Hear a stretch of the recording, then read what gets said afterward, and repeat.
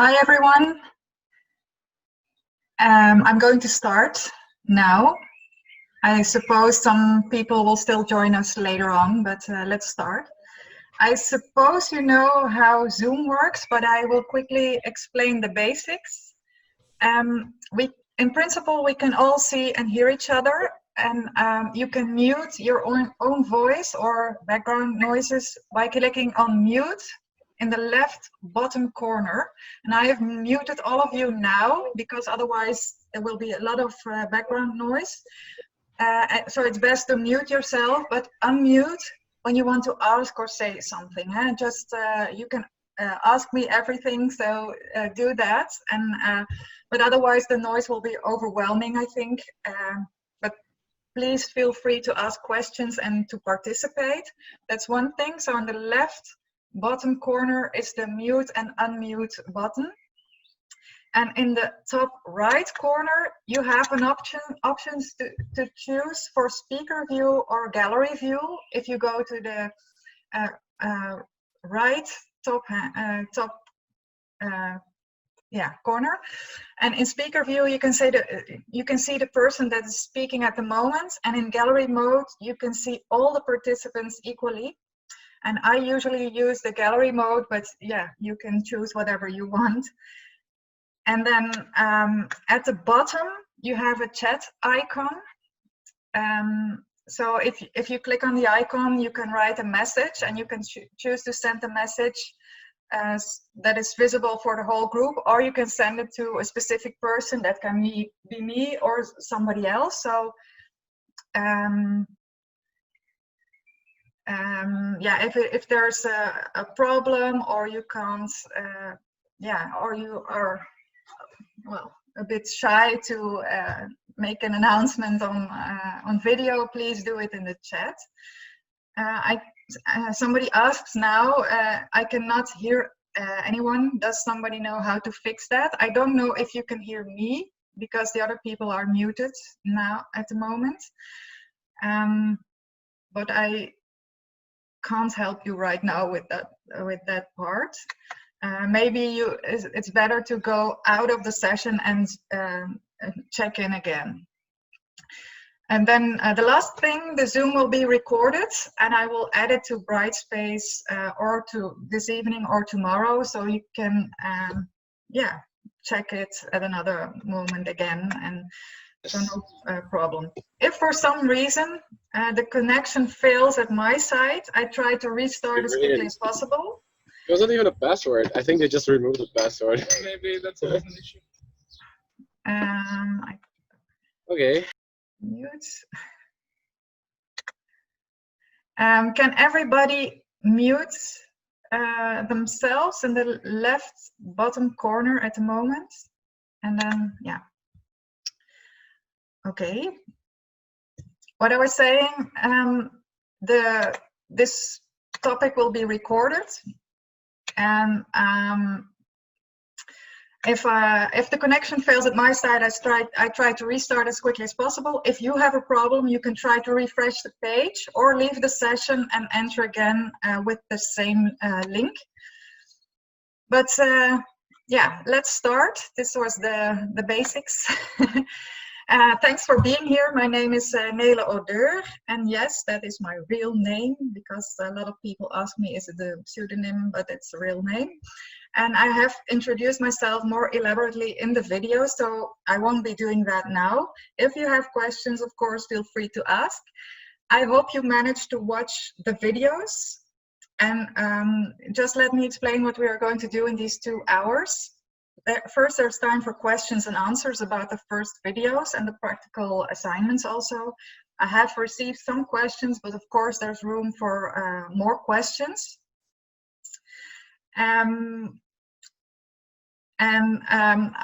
Also, you can write in the chat, and I regularly look into that too, but it's very difficult to manage all at once. So if you have a question, you put it in the chat. I will look at it, but maybe not at the same time as you're posing the question. So that's one thing.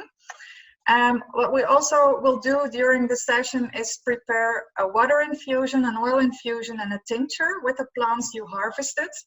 And I hope you prepare the table with some plants and the ingredients and kitchen supplies you need during the session.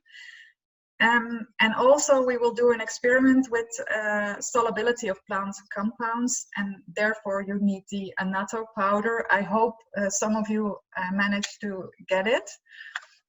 But my first question to all of you, were you able to collect the plants? Who was able to collect the plants? Maybe raise your hands.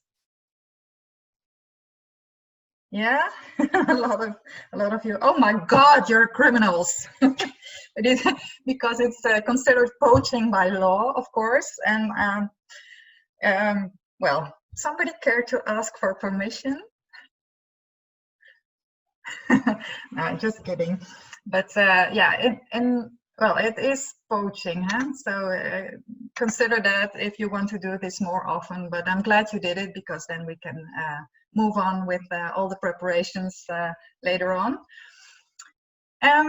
What I want to do is I want to alternate the questions with the preparations to make it a little more dynamic. And questions about the specific plants you harvested, I will be answering in the next Zoom on Thursday. And that is because you all have to prepare a little research and presentation about one of the plants. And if I reveal all the secrets of the plants today, the assignment won't be that interesting. So all the questions about culinary, medicinal, or cosmetic uses of the different plants I will tackle on Thursday. And on Thursday, I will also explain more about the use of the preparations we will be making today. So today we will prepare, but the explanation follows on Thursday. And if you, of course, you are really curious, you can do your own research about the different plants. But before we start off with some of the questions, I think it's nice to have something to drink during the session, and that's why we are going to prepare a water infusion. That's the first thing I want to do with all of you. And so the first thing that you can do now, you have a couple of minutes to do that, is to heat some water in a kettle or a water boiler or whatever. Please do that now, so that the water can start boiling while I explain the rest of the task. So you have a couple of minutes, put water in the kettle, put it on the heating, and then be back here in about 2 minutes. How much water do we need? To fill a mug, one cup, yeah, just for a mug of tea, yeah. And to what temperature? 100 degrees? Yeah, just let it boil. In this case, it's okay.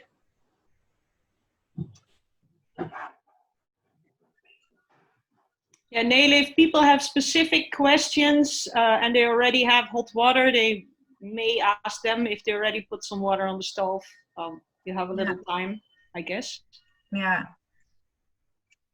It's nice to see all the kitchens, and it's really much more clean than I no, it's than I thought it would be. But no, I'm just kidding.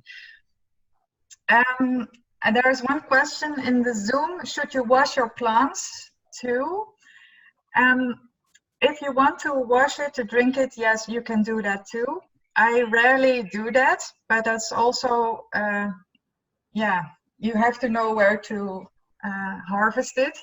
If you feel better, if you wash the plants, please do that now too. Yeah.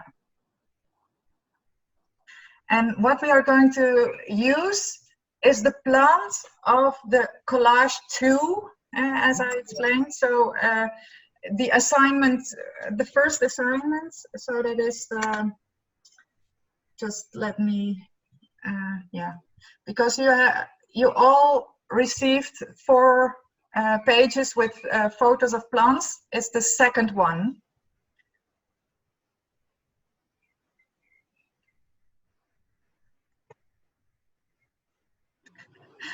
I can't hear you due to my water kettle. Okay. That's not good.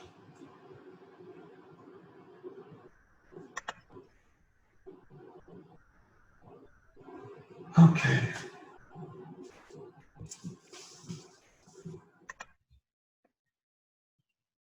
Okay, I think for most people the water is boiling.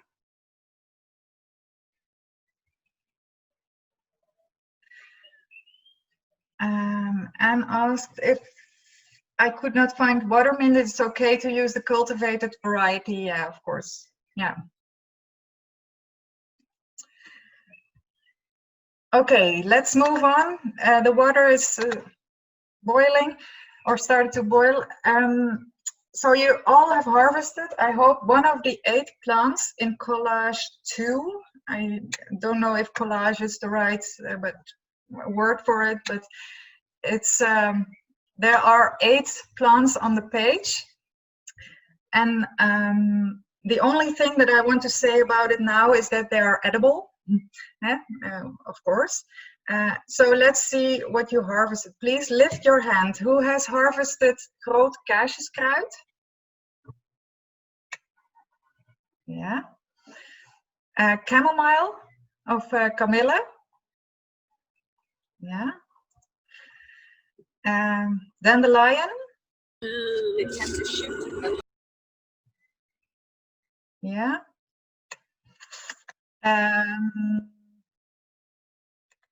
Grove Den of Scots pine.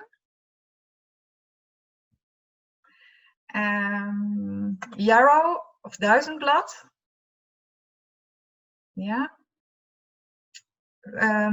Stinging nettle, grote brandnetel. Yeah. Red clover of rode klaver. And watermint of watermunt. Okay, some people harvested more than one. That's nice. And who wasn't able to find any of the plants on this page? Let's see hands. No, nobody? Okay.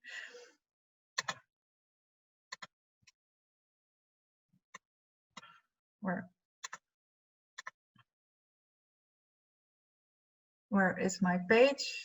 Here it is. Okay. On Thursday, as I already said, more information on the plants will be available, but let's make some simple herbal preparation now. Water infusion. The water is heating, and what you can do now is cut the plant into smaller pieces with a knife or scissors or whatever you want to. You can also tear it apart, whatever you want to do. Put the plant parts in a mug or a glass or a cup or what you want to use to drink, and pour the hot water over the plants and steep them for around 5 to 10 minutes. You can cover it up to keep it warm if you want to, and you can use a timer on your phone if you want to, but steep it for at least 5 to 10 minutes, because that way the plants can release some of their compounds into the water. And after 5 to 10 minutes, you can either strain it or just drink it as if you would do with a mint tea or a ginger tea. The idea is to enjoy the herbal infusion during the rest of our gathering. And later on, I will ask about the taste and if you enjoyed it or not. So please take some minutes now to cut the plants and prepare the infusion. Let's say like 3 minutes, and let it steep. So ready to go. I'll shut up for 3 minutes. I had a question. Yeah. I'm Eli, and I was once in a monastery in Romania, and the monks, they always used to filter the tea. They said it was dangerous because of the parasites.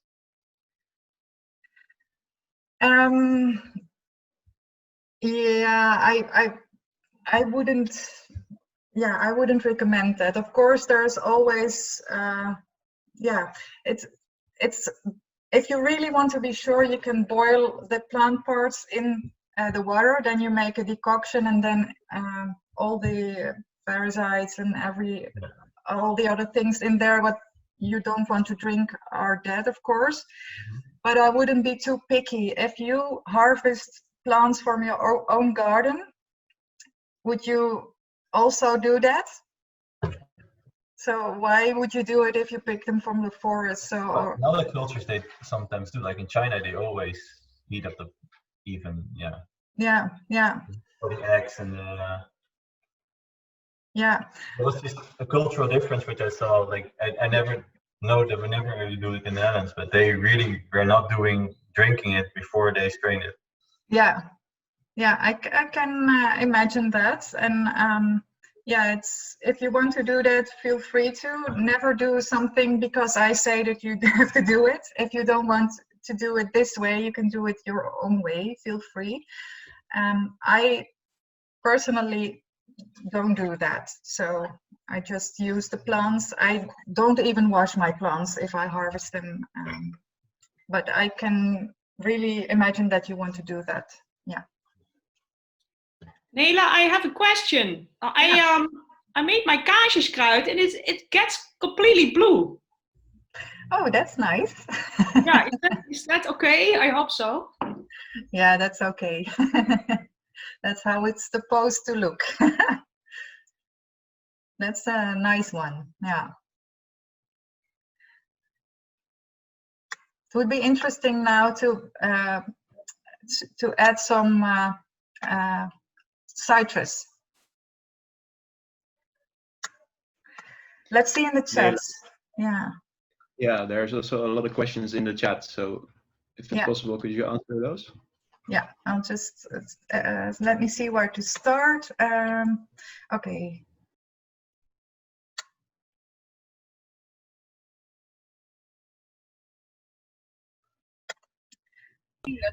Hi all. We're still really confused. Which group of plants are we supposed to use right now? The one that on the page has written assignment 2. Assignment 2. Got it. We're on it. Okay.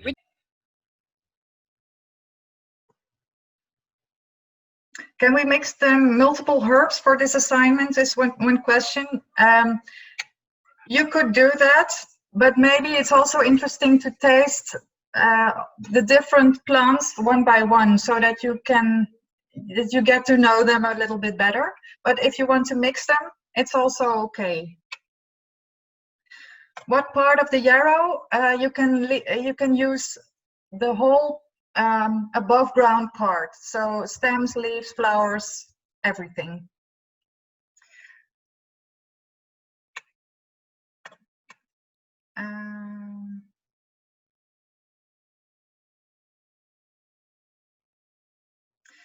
Okay. There are some people with problems for understanding. Is there somebody who can write for me very quickly what I have to do? Because I can't type as quickly and then monitor the questions at the same time, because some people have problems. Maybe Tinda? I will do that, Nele. Yeah. So just want to share, when I put lemon in my kaarsjeskruid, this is the difference. It's really spectacular, blue and pink. Okay, I'll answer the. Oh, there is somebody who already answered it. Thanks, Matika. Are those from assignment 2? Yes, assignment 2. I'm scared to drink the stinging nettle tea. Don't be afraid. If you start boiling it or heat it, then the stinging is, well, it's not there anymore. So you can safely drink it. You can also make soup or quiche. It's completely edible, but you have to heat it to be able to destroy the little stinging needles. Do the pine needles have to be Scots pine? Other pine needles are also fine, because all pine needles are edible. So you won't get killed if you eat other needles. I've murdered some insects. Yes, that can happen. It's a collateral damage.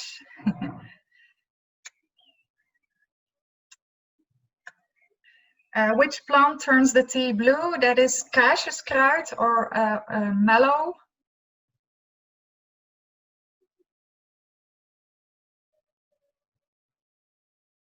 I think I have answered all the questions. If some question escaped my attention, please feel free to add.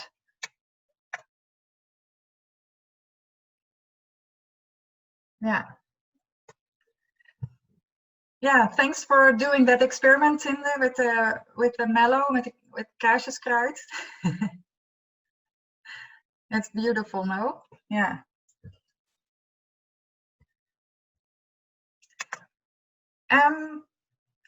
All the other people, can you show me the mug? Is it ready already? Yeah, some people are still preparing it.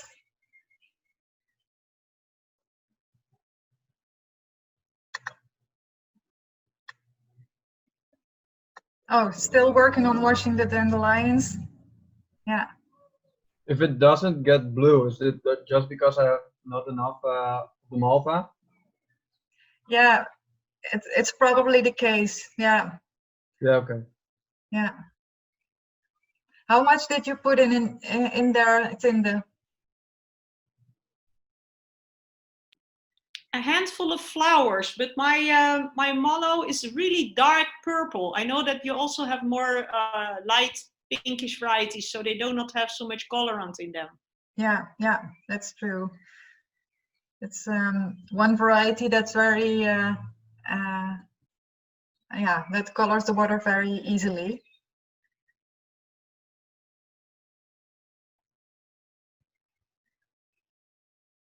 Yeah. Okay, let's move on. And if you're not ready yet, just yeah, get it ready and while listening to the rest of what I will say. And please enjoy the herbal tea. I want to later on. I want to ask about the taste and if you enjoyed it, and if you don't like it, put a little yeah, sweetener or some other plants, or maybe some citrus, a lemon or something else. Maybe you can brighten it all up.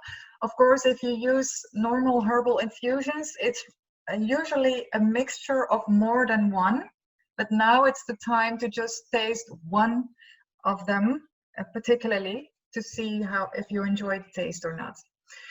Okay, another water infusion method that I explained in the videos is a water or steam distillation, and I hope you managed to see the little video I made. It was made for another course, but I thought it would be nice. And it's a pity that we can't be in the laboratory now to do it all together. But yeah, it's the second best, let's say that.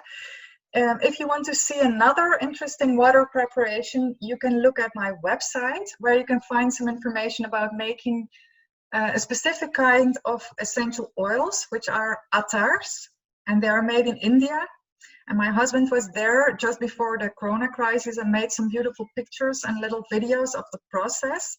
I'll put a link here in the chat. Just copy it.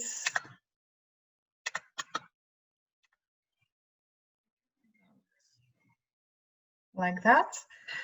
So there you can yeah, see another kind of preparation. It's a very traditional way of making these attars, and of course you can find much more information on the internet. I'll write attars also if you haven't heard about it. It's an interesting preparation.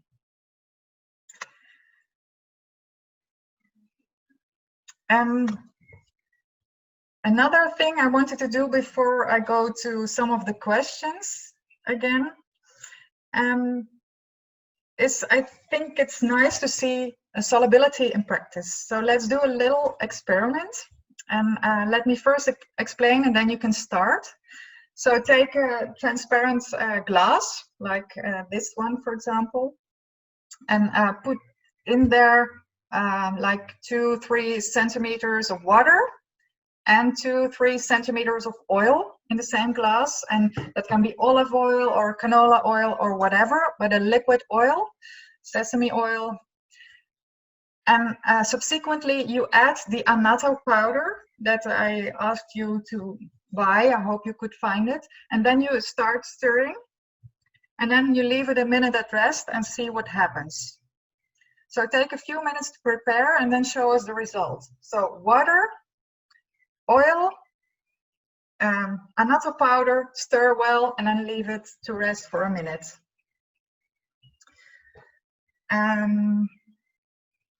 So you have a couple of minutes to do that. Can you do that also with saffron? Saffron, as somebody asked, yes, you could use that also.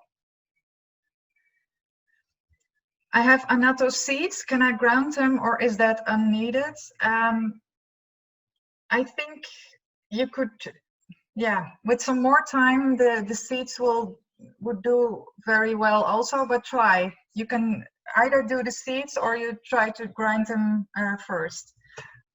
Yeah. How much powder?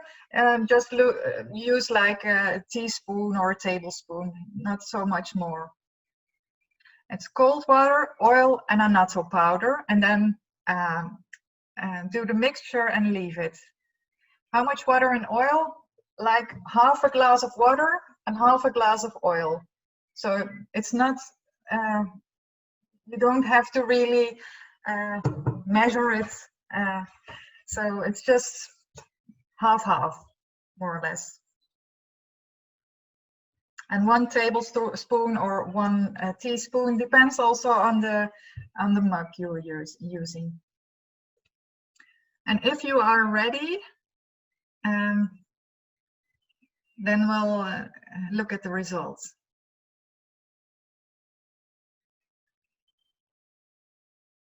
I see everybody is working. Okay, I see some mugs.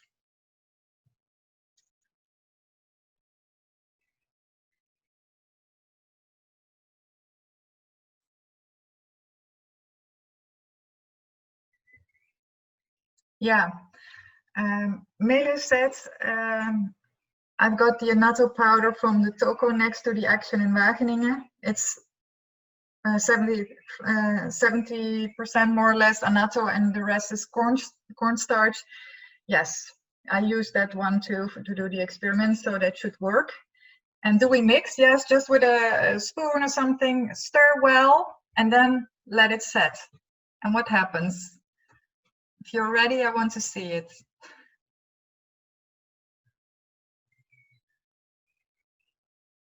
Aha. Yeah.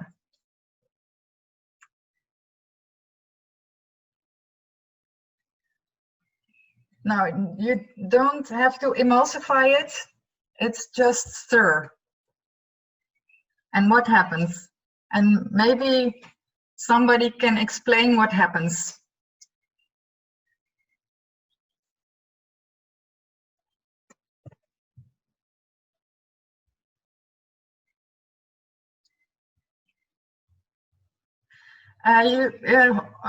Cold water, not hot water.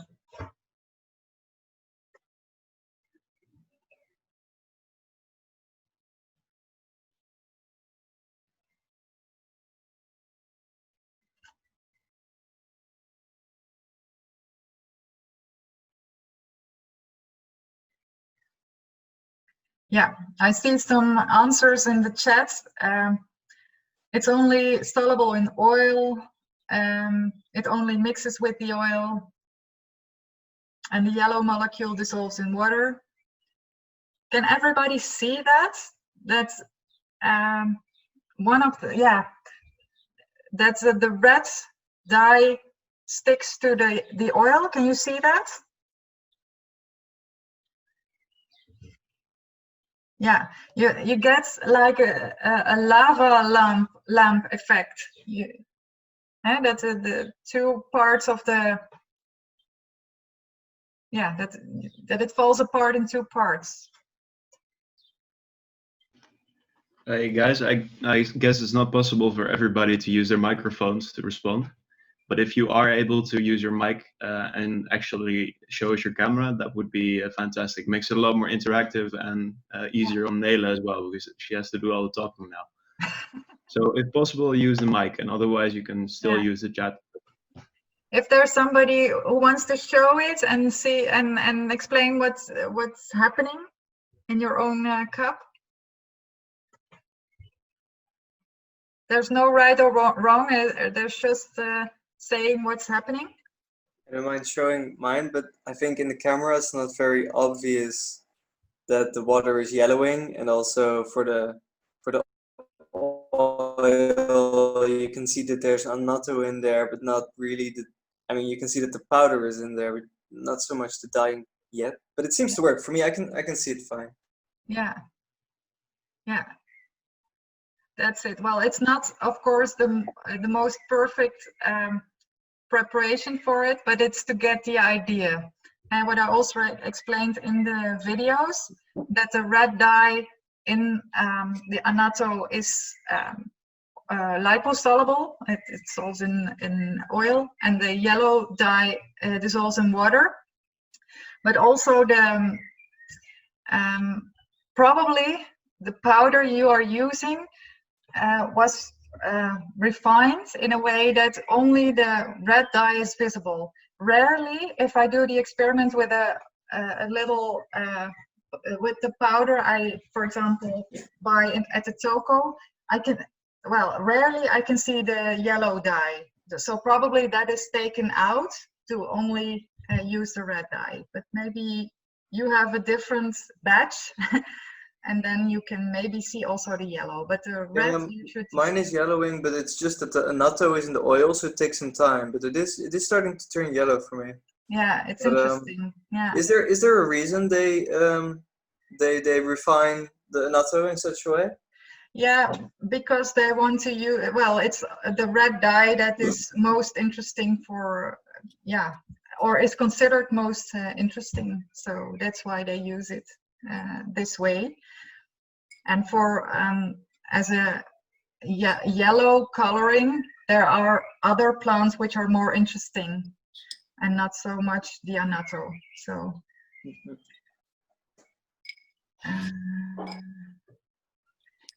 Sabine says the oil and water are mixed with mine.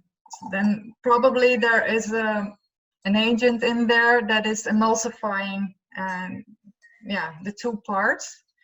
Maybe because of some other ingredient in there. In mine, the oil got stuck to the glass. So when I took a spatula and scraped it off, it was clear, but before it looked like all water and oil had emulsified. Okay, yeah. Thanks for sharing. Yeah, because you have to stir it well and then leave it for a little bit, and then in most cases you can see it, and otherwise you probably have another how do you say it, another quality of product. So yeah, and it is annatto is used nowadays as a food colorant, as Tinde already said in the chat, to the crust of cheeses and all kind of other products, but also for products like how do you call it, lipstick. It's a really interesting colorant. Annatto doesn't have a really much of a taste. Somebody asked me about it. It is used for coloring, but it's also, well, it has some other properties, for example, medicinal properties, and that is added to the food in South America is not only because of the coloring, but also because it has some antibacterial properties. So that food, it's a conservative agent in a way. Yeah? It conserves food for a longer period of time. So it's not only because of the color, but also because of the action of the medicinal action, or behind the plant. Yeah, it does not have much taste. You can taste it. It's perfectly edible, but it's not so interesting. could you reuse the orange oil to make a cake or something? Yes, you can do that if you don't want to waste it, or put it in on the rice so that you have a really beautiful red rice, or maybe a cake. I haven't done that before, but it might be interesting. Or if you want to bake some cupcakes, put it in there. It doesn't add taste, but it adds color, so it might be interesting. I hope you were able to see it. Maybe all together with the glass in front of the camera, so that we can see the end result of all the people together. Yes, yes, yes, yes. I think some of you weren't able to find it, but oh wow, most of you did. Yes, thank you. Well done. Yeah.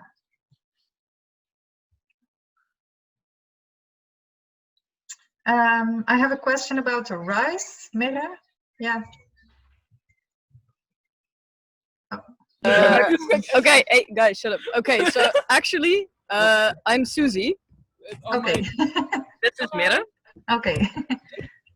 We teamed up with a couple of people, but with the rice, how would the rice turn red? Because rice is an aqueous environment, and with the liquid in there as well. I mean, what are you supposed to do? Like, no, it make will rice with this oil, then it would be red, but otherwise it would be yellow. Yeah, you're right. Yeah, it will be like orange in the end. So if you you have to put in a lot of oil if you want to really have red rice. That's almost impossible. But yeah, you're completely right. Yeah, because if you put it in the water, it's just yellow. Yeah. Okay. Thank you. Is it already time for the tea? Yes, please. If you want to taste it, go ahead. And if somebody wants to tell something about it, if it's tasty or horribly or fascinating or or not. Hi, can you hear me? Yeah. Oh.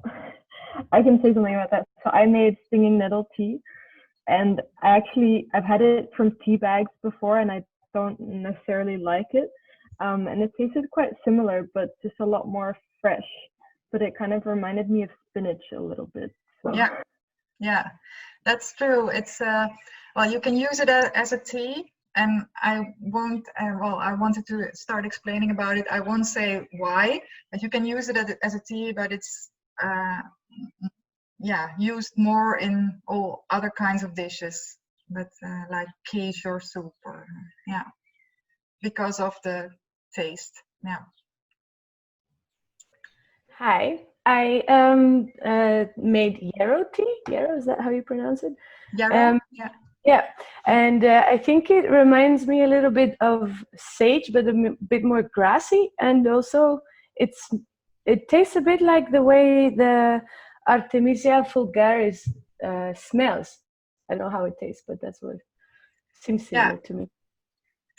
And that's interesting. Yeah, because in my opinion, it doesn't taste a lot like Artemisia, but of course, that's if you taste it like that, it's possible.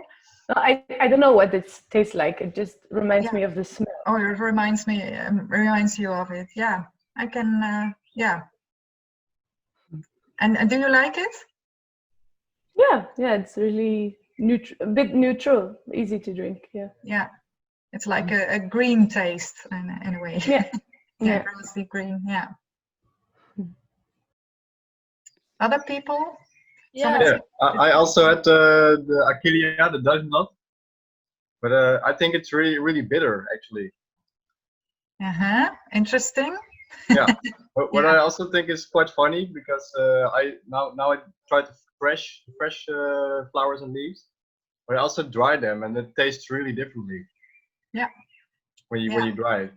Yeah. So you actually taste different components or something like that. Yeah. Yeah, that is without a doubt the case, that there are different compounds or compounds changed in the drying process. And also the bitter compounds are, yeah, they belong to this plant. I don't want to say too much, but yeah, you're right. It's a bitter plant. Yeah. Yeah, I made the tea of dandelion, Yeah. and I was expecting something way bitter, more bitter, because I knew I only had the leaves, and I know that the leaves raw are really, really bitter, and I don't really like them. So I was a bit, well, I was a bit skeptical about it. I was, well, the tea, let's see. And at the end, it's way nicer than I thought, and it's not so bitter, and I really like it actually. So that was a nice surprise. Yeah. Ah, that's nice to hear. Yeah. It's interesting if you have experience with the plants, with the dried plants, and to also try the fresh plant, because usually they have a different taste, and sometimes the fresh version is tastier, and sometimes the dried version is tastier. And also taste is very, very personal, of course. Yeah, I had the leaves fresh also, but just in a salad, and then yeah, it's also different, of course. Yeah, but, yeah. It's nice to try the same part of the plant, but in a different way. Yeah, yeah, nice, nice. I had a tea with everything except for the water mint, and it just tastes like the place where I picked the flowers from. It's just green, nature-ish. But yeah, I'm sometimes a little bit afraid if I pick the wrong plant, maybe. But yeah, I got stung by the nettle as well, so that was also a little bit unfortunate. Yeah. It tastes good. It's a nice tea. Okay, yeah, it's nice to hear. So you made a mixture of different plants. Well, I thought that was actually the exercise to No, it's have okay. all the plants in one mixture. So I have like everything in this in this filtered cup. It's like a whole bush of nature inside one cup, but it's nice. But it's a little bit it's a heavy mix, but it's good, tasty. Yeah. It tastes a little bit green. Yeah, I couldn't describe it more clearly than that. It's green, yes. Yeah, I can imagine. Describing taste is it's rather difficult.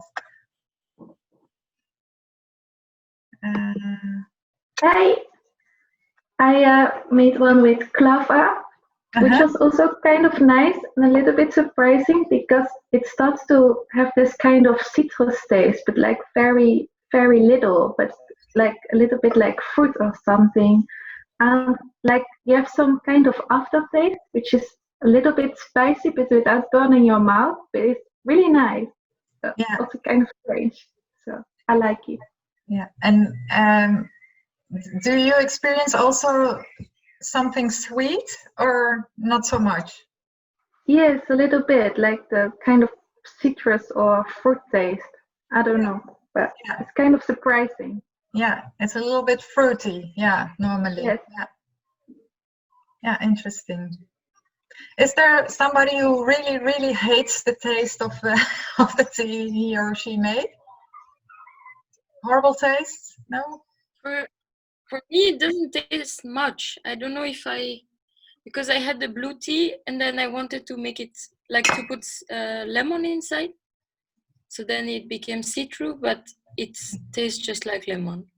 Yeah, I can imagine.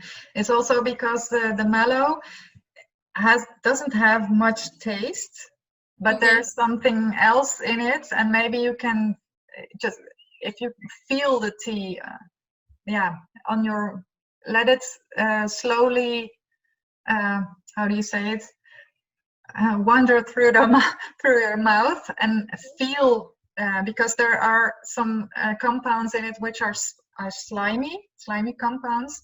Can you taste that? And maybe other people who also have kaarsjeskraut? Now that you say it, yes, maybe. For me, it's really the flowers themselves are really slimy.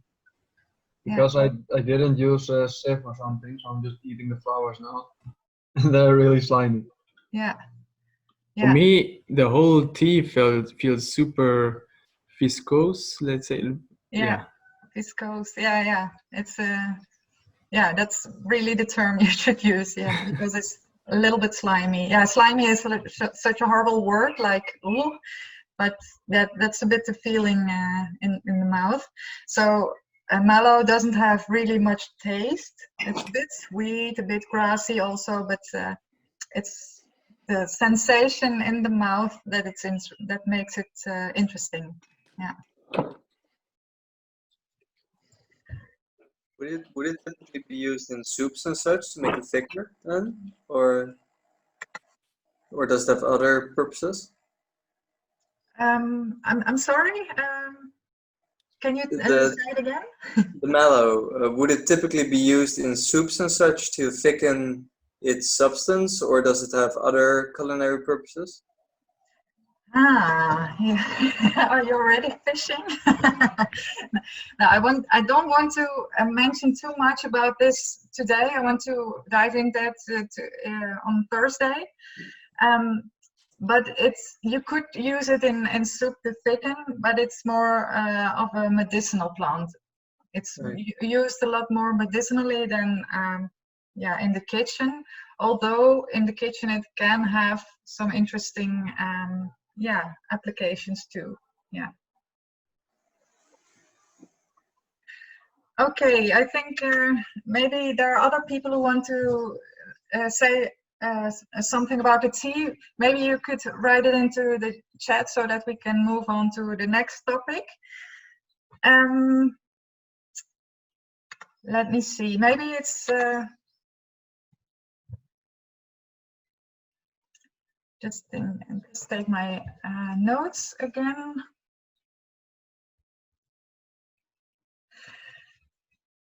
I saw in the on Brightspace there are 2 questions of people that I want to ask, that I want to answer, but I think we do that at the end because I want to have time enough to make the preparations, and we still have to make an oil infusion and a tincture. So I propose that we do that first, and then I go to the answering the questions. And if I don't, if I can't manage to do it all today, I will answer the questions in a written way. So let's move on to the oil infusions. Apart from water, also oil or fat can be used to extract plant compounds, as you have seen in the videos. And this is one of the ways to extract liposoluble substances from plant material. And one thing is to talk about it, but the second thing is to do it. And we are going to make an oil infusion today. And the result of this oil infusion we will use in a preparation on Thursday. We will make an ointment or a balm. And to make the oil infusion, you will use the plant that was harvested in assignment 3, so collage or assignment 3, the plant that you use there for. And yeah, let's do the same thing again. Well, because there were 8 options, please lift your hands. Who has harvested plantain? Ja. Of smalle weegbree is dat. Echte kamille of German chamomile? A couple of you, yeah. Vogelmuur or common chickweed? Somebody found it? No? Grote brandnetel or stinging nettle? Yeah, that's always the most easy one to find, I think. And then duizendblad or yarrow? Yeah, a couple of you. Madeliefje or daisy? Yeah, beautiful flower. Gewone smeerwortel or comfrey? Yes, oh, that's a nice one. And the last one, St. Janskruid or St. John's wort? Yeah, managed to find it. Wow, yeah, thank you. Okay, and who wasn't able to find any of the plants? Is there somebody or who had difficulties? Don't see any hands. Okay, nice.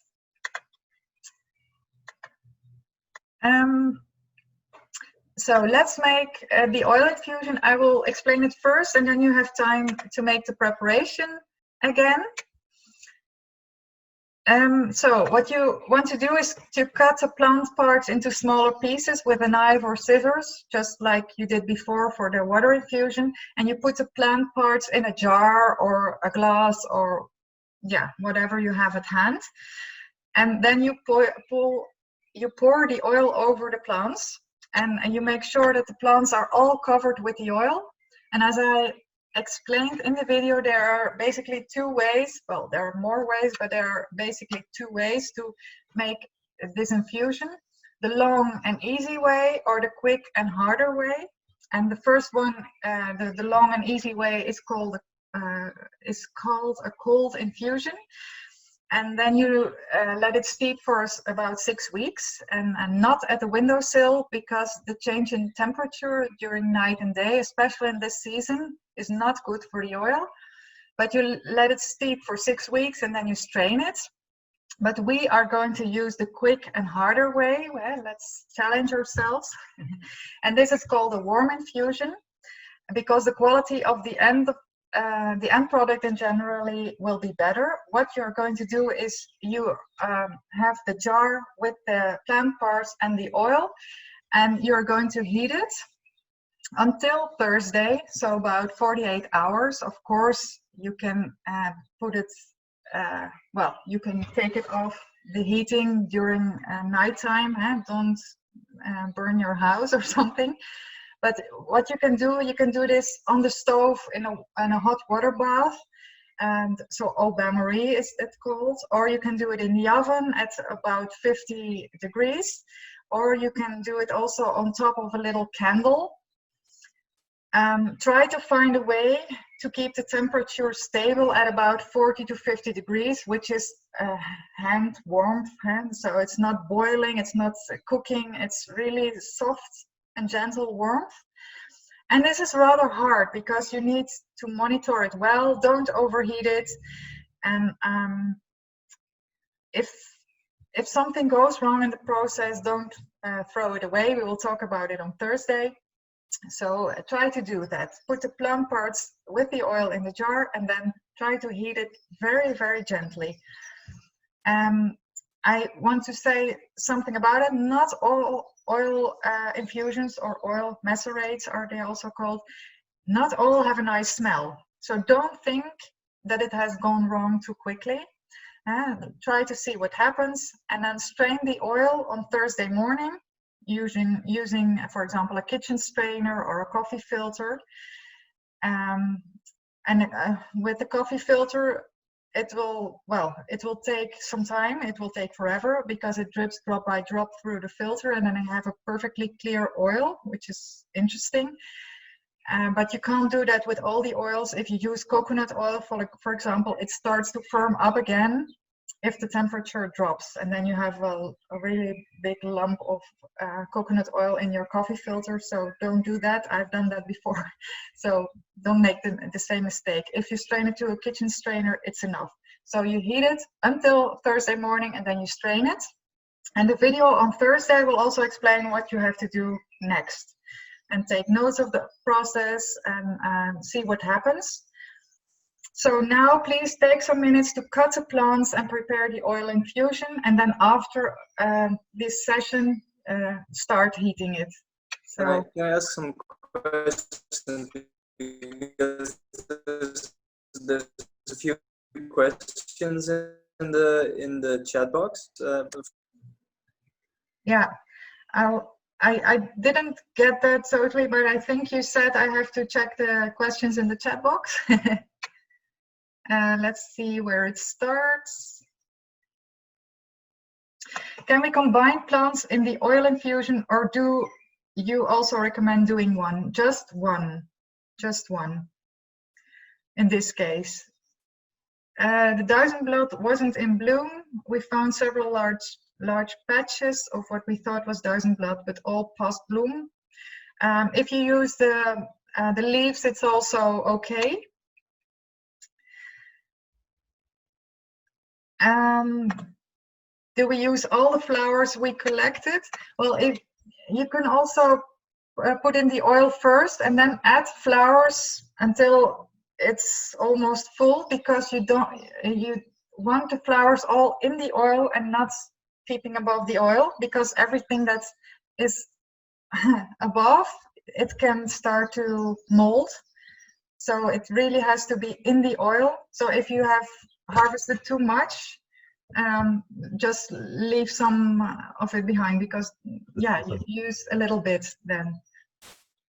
I had a question. Sorry for the noise before. Can I use the sous vide? Yeah. And it was 40 degrees, right? It's 40 to 50 degrees, and it's a perfect way to do this. Yeah. Yes. Can I also do it in the plastic bags of the sous vide? I'm sorry, I didn't hear that. They use it in the plastic bags of the sous vide. Yeah, you can do that. Yeah, you can do that. Yeah. Nice. Or you can put the sous vide in water and then put your little jar in the water. That's also an option. So, because then your stick is not oily. So that's the other option. Yeah. With the Hypericum, can you also use the like the leaves and the stem, or really just only the flowers? Because I don't have that much flowers. Yeah, it's only the flowers. So if you have just a couple of flowers, use a little bit of oil only. Yeah. Then, how many flowers? Yeah. Yeah. So we put the flowers in, and then a bit of oil, and then the jar we need to heat it till Thursday. Is that right? Yeah.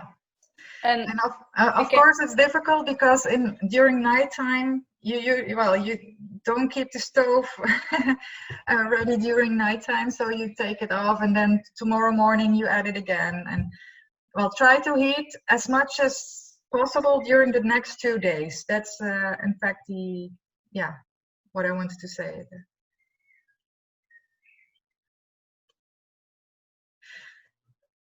How small should I cut it?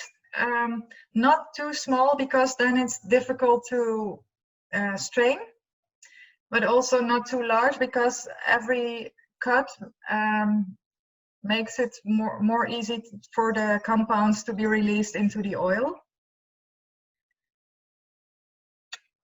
Is it okay to use the outside methods? It's too hard to keep. Yeah, that's also okay, of course. How much oil should you use? Well, I would say maximum 100 milliliters, but it can be less. We are going to use like 30 to 50 milliliters for making the ointment on Thursday. So make a little more, because there's also, with the straining, that you lose some of the oil.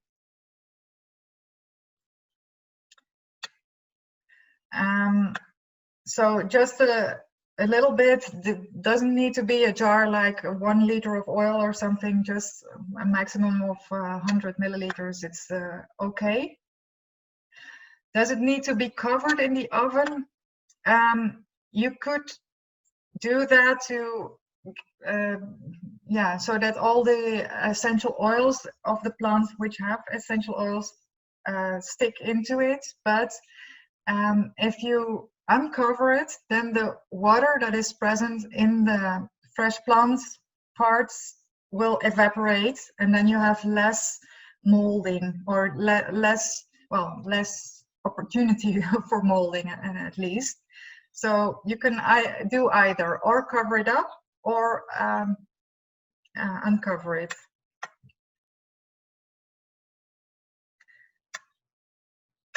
So yeah, that's the lid is not needed, but you can do it. Sous vide, yeah.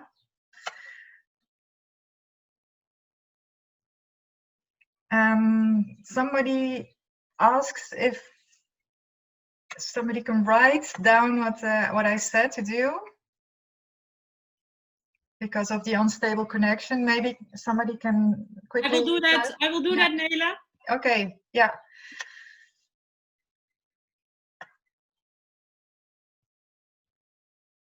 Oh yeah, somebody did it. Yeah.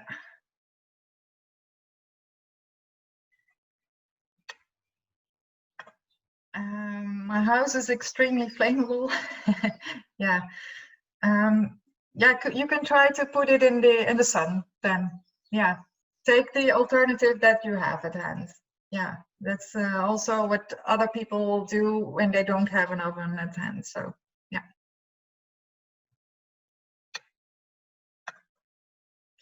Yeah, just put it in the sun. If other means are difficult, or yeah, put it in the hottest place you have in your living room or next to the, yeah,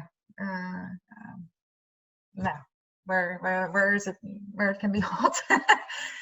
Yeah, next to the stove or whatever, the hottest place in your where you live. It doesn't have to be perfect, but let's try to make it as good as it can get. Okay, my living room gets mad hot, so that should work. Good.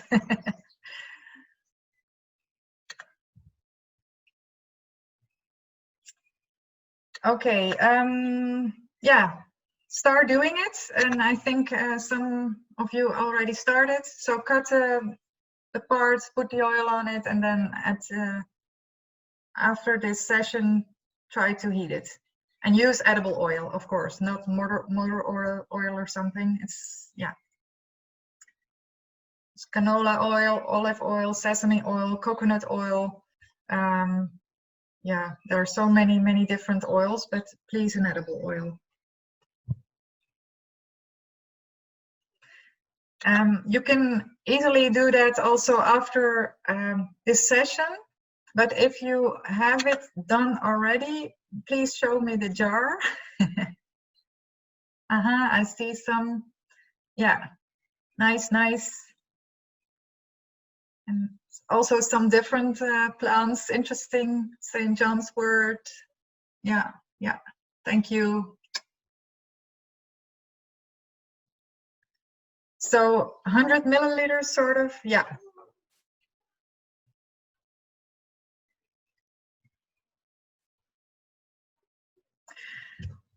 Maybe it's time for toilets. I don't know if necessity is or nature's calling, but I would prefer to go now. Maybe a 5-minute break, and then we come back, and then we make a tincture, and then we start making also, or we'll start answering all the questions. Okay, 5 minutes. So until 10 past 5. Yeah. And this goes to 6 p.m. Yeah. Okay. See you in 5 minutes. If anybody has burning questions, I can also answer them. Maybe not so good as Nele can, but you can give it a try. Yes, I have a question. Yeah. So did she mean that we need to leave the oven on for 2 days? Well, that is the optimal way of extracting the oil, because in labs they have a heater, permanent heater. Okay. It's too dangerous or too hot, so that's not possible. Never leave anything burning at night, but you can leave it in for quite some time and then do that tomorrow again. Okay. Or put it in the sun in a place where it gets as hot as possible. And she said around 50 degrees, right? Yeah. And, I have my hand of flowers, but then it's not like there is a lot of oil that doesn't have flour, but I don't know.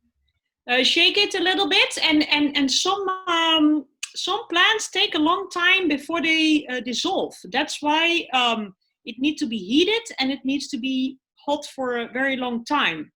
Okay, thank you. Yeah, you will see that after a while the oil starts coloring more and more. Depends on the plant what's in there.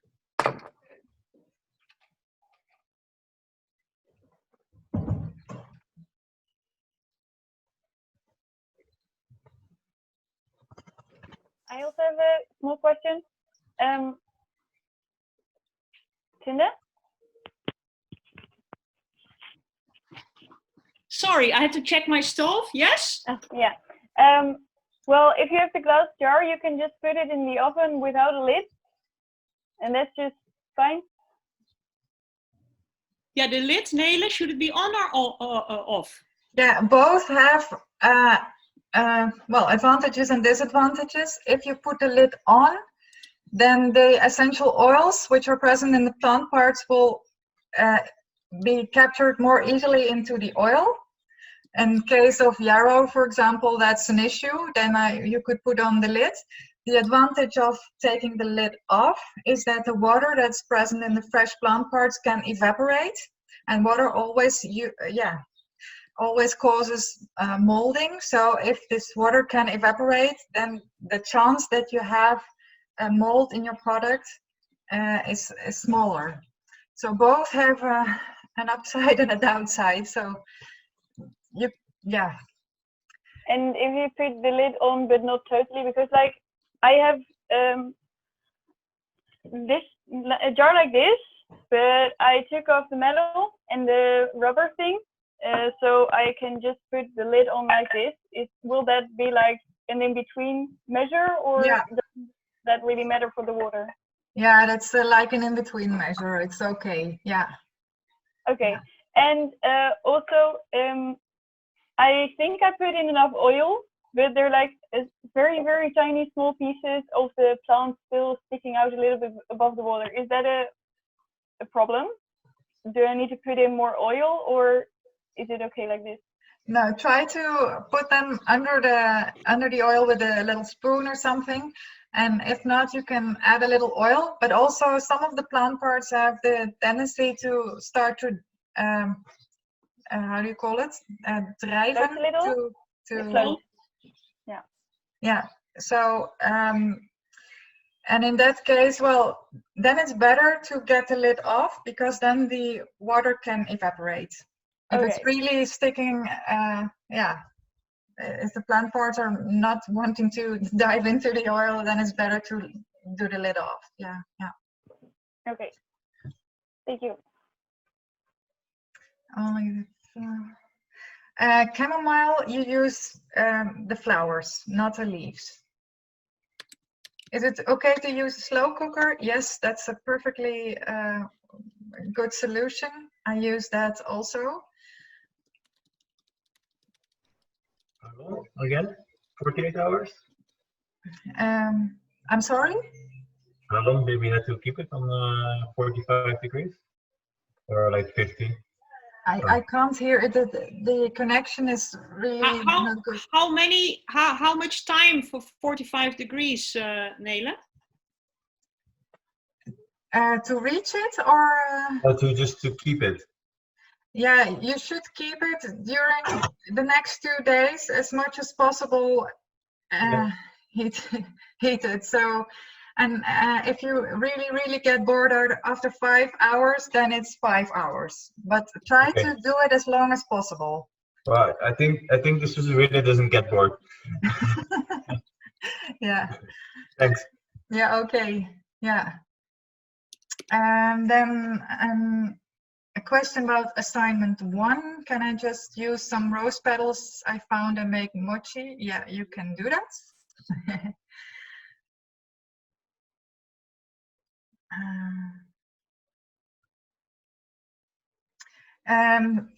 Robijn says, if it's less than 100 ml, more like 50 ml, is that fine too? Yeah, that's okay. We are going to use between 30 and 50 milliliters of oil for making the ointment on Thursday, so I think that would be fine.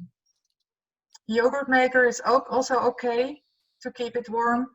There are many ways to do this. Also a food dryer, you could use anything that can help you to keep the temperature as stable as possible, because a stable temperature is better for the quality of the oil. So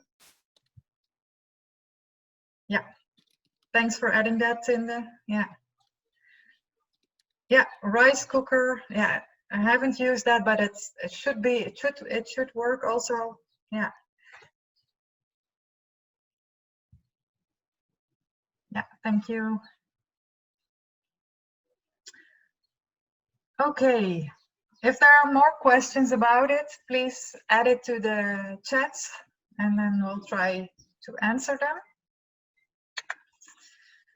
I hope everybody is back again.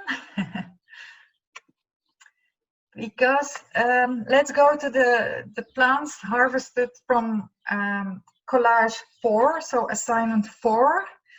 The plants you harvested from this collage will be used to make a tincture. And also there were like 8 options.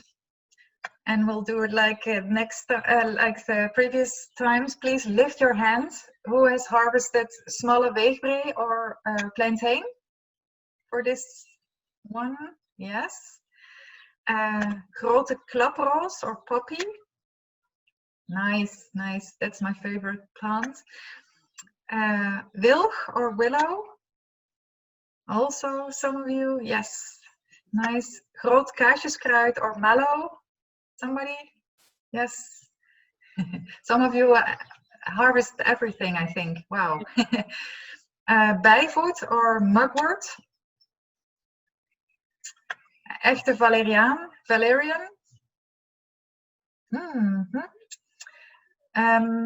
Gewone braam or blackberry, the leaves.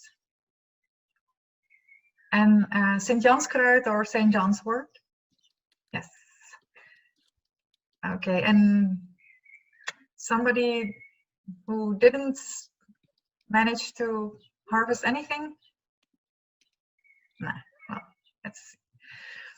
Well, as I explained in the videos, a big advantage of ethanol is that it extracts water as well as water soluble as well as liposoluble compounds from plants.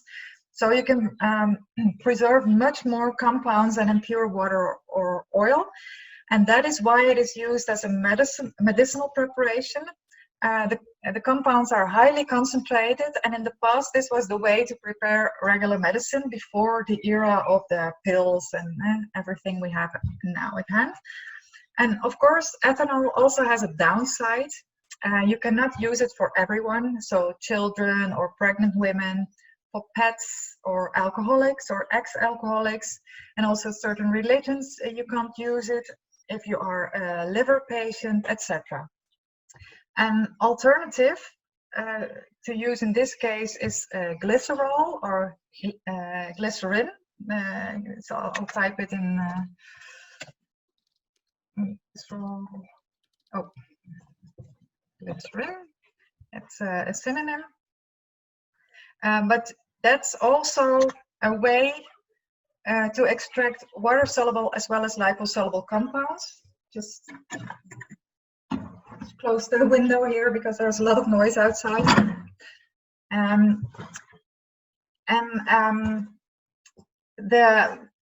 The advantage of glycerol is that it can be used with the groups I mentioned, so children, pets, etc. It's chemically an alcohol, but without the effect. So it's sweet and it's well, it's extracted from vegetable oils, and you won't get drunk. And well, it will lead too far to dive into this, but it is important to know that there are alternatives for extractions made with ethanol. So if you can't use ethanol, use a glycerol. But let's make the tincture. I will explain first, and you have time to make the preparation. What you do again is to cut the plants in smaller pieces with a knife or scissors, and you put the plants in a jar again, and then you pour the alcohol. And yeah, you can use alcohol which is about 40%. So it can be yeah, whiskey or brandy or whatever. The only exception is mallow. If you have mallow of kaarsjeskruid, you need an alcohol percentage of about 25 to 30%. So you need to dilute it a little bit with water. And what you have to do is that you make sure the plants are all covered with the alcohol, and then you put a lid on it. And in this case, you have to put a lid on it because if not, all the alcohol will evaporate. And then you shake it a little bit and let it steep until Thursday morning. And the video on Thursday will explain what you have to do. And again, try to see what happens, take notes of the process. And yeah, let's let's try to make it. So please take some minutes now to cut the plants to prepare the tincture. And yeah, let's show me the result again. What you do is you use the plant parts you have, and then you pour over the ethanol. Okay, some questions in the chat. And with the valerian, do you use only the tiny root parts? Yes, and valerian can have tiny roots and big roots, and of course big roots are much more efficient, but the tiny root parts is what you use. Do you put the seed pod part of the poppies in there? Might make one loopy if used too much. No, you use the flowers, not the seed pods. So the flowers, the red part of the flower you use. Somebody can type the instruction again, because there's somebody who lost connection. What percentage for willow and rubus? Yeah, you use the 40%, and of course, if you really want to make a medicinal, medicinal tincture, then it can be more exact than this, but now use the 40%. Yeah. Only the bark? Yes, only the bark with the salix. How many flowers do we need? Yeah, two club roses, too little. Or you make a very, very small amount. It's also to see what happens. So you don't need to make a very big amount, just a little bit, and use like 50 milliliters or of the brandy or of the alcohol. So just a little bit. It's to make an experiment. So you don't need much. Like 50 milliliters, it's okay.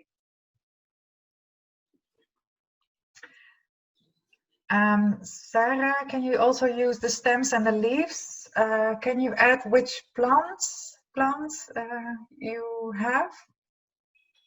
Salix? No, you use the bark of the bark of the little branches. Can we combine plants? Don't do that this time. No, just choose one of them. Yeah. How much alcohol? 50 milliliters, more or less. Just the petals? Yes, that's the word, petals for the poppy. Yeah.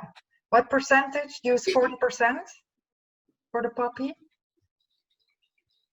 Do you need to cut the bark of the salix really fine? Now just a little part, 1 centimeter for more or less. It doesn't, you don't have to grind it, but cut it in small pieces.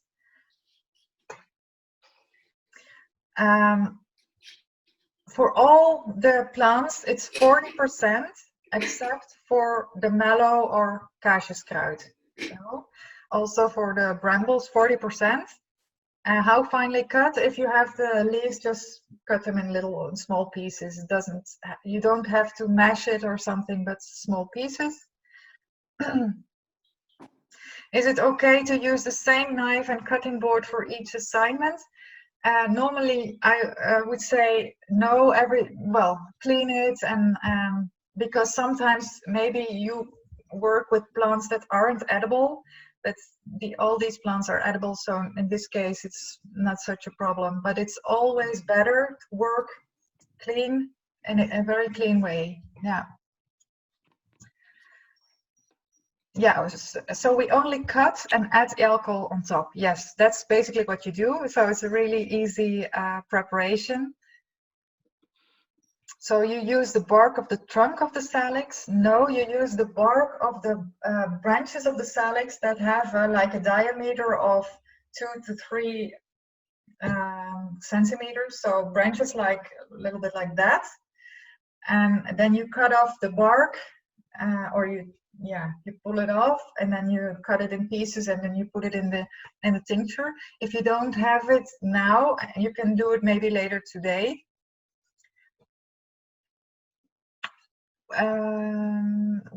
Is 37% also fine? Yeah, that's okay for this assignment. Which one was the exception? It was mallow of kaarsjeskruid.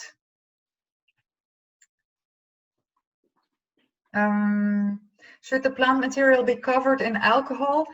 Try to cover it as much as possible, but if you put a lid on it, then you have a saturated alcohol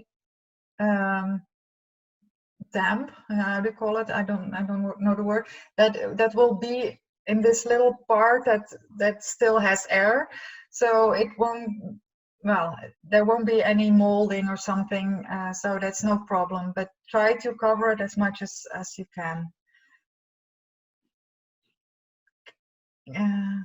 Can you use poppy petals that were already on the ground? No, I wouldn't do that. I wouldn't recommend that. Yeah.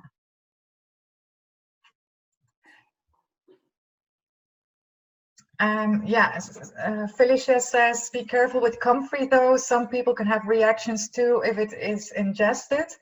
Yes, comfrey is not an edible plant. Don't, well, if you consume it once, it's no problem at all. It won't kill you. But if you make a presentation about comfrey, maybe you can tell us or somebody else on Thursday why it isn't so good to ingest it. But it won't kill you, at least not now. Is dried willow bark also fine? Yeah, you can use the dried version also, because with 50 milliliter is not covered. Yeah. Then add maybe some less plant material, or take something out, or add more milliliters.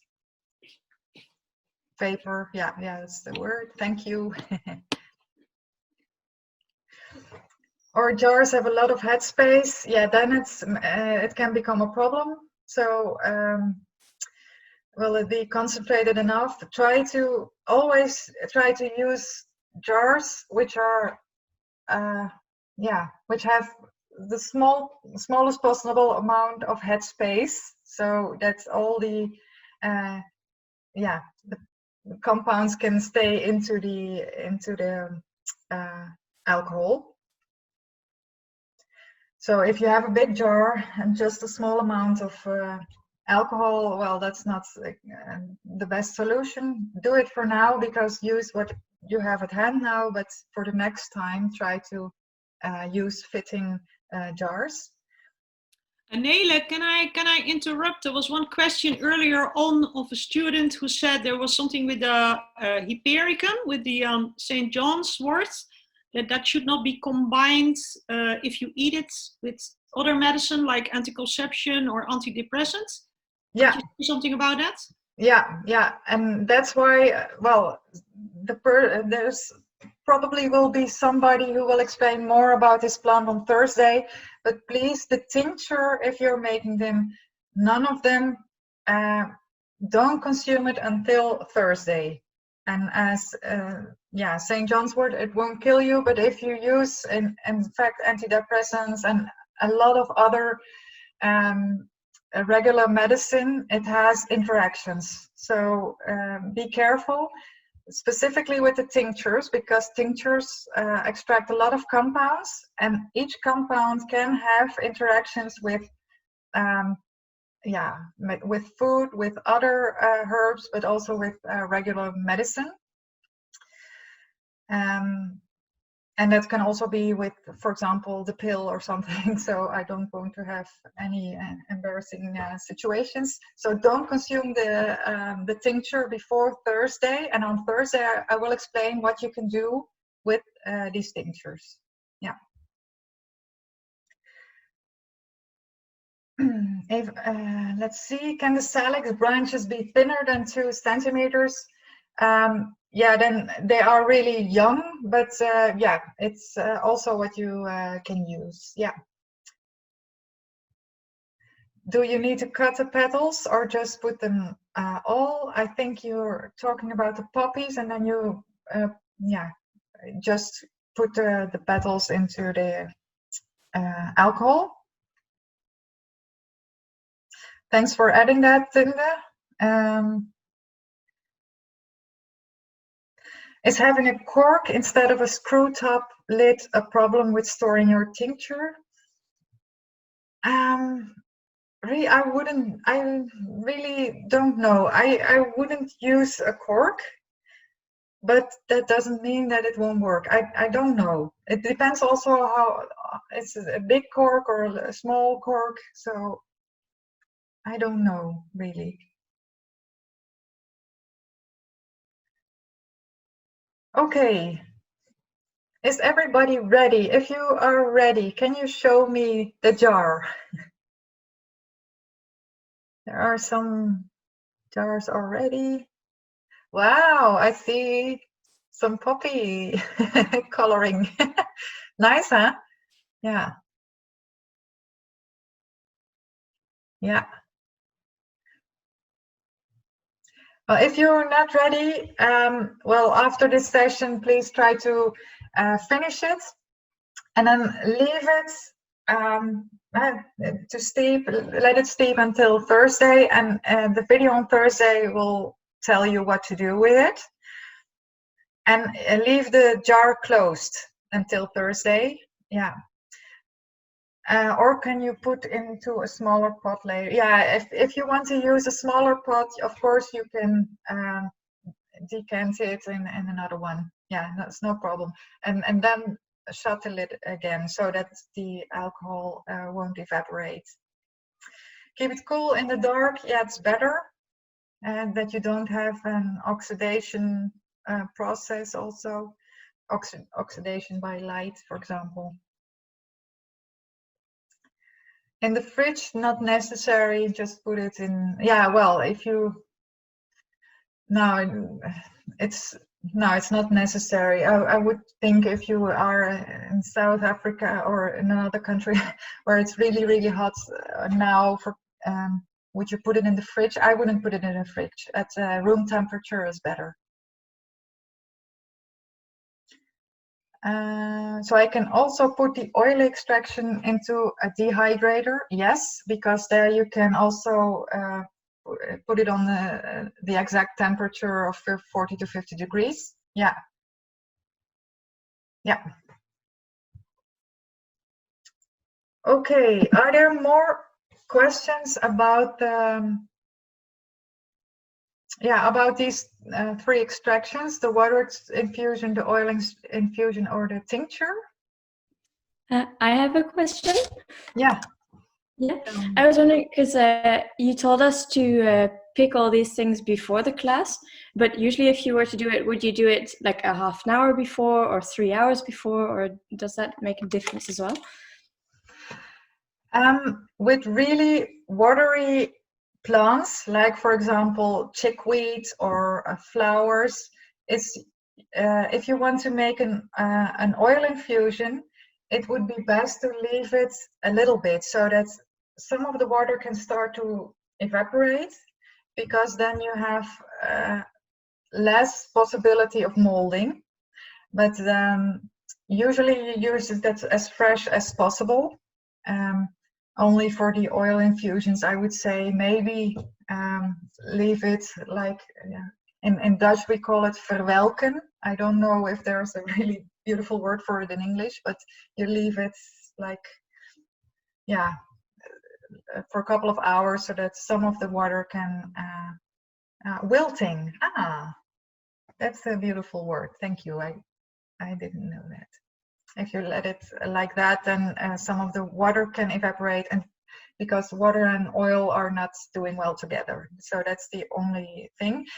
And of course, usually you go outside, go on a hike, and then you pick some, or you harvest some of the plants, and then you use them when you're back home. So sometimes it's a couple of hours, sometimes it's half an hour, and you can also use it from your own garden. So yeah, undoubtedly there are little differences between a really fresh plant with like 5 minutes and then in into the tincture, or like a couple of hours and then into the tincture. But in fact, yeah, it's also doing what's possible. So.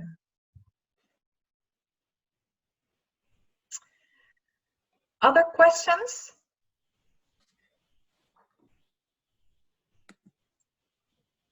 No? Well, if there pops another question up, please mention it in the chat or put it in the chat. And now, when you have done that, after this session, start thinking about why you used these plants the way that you use them now.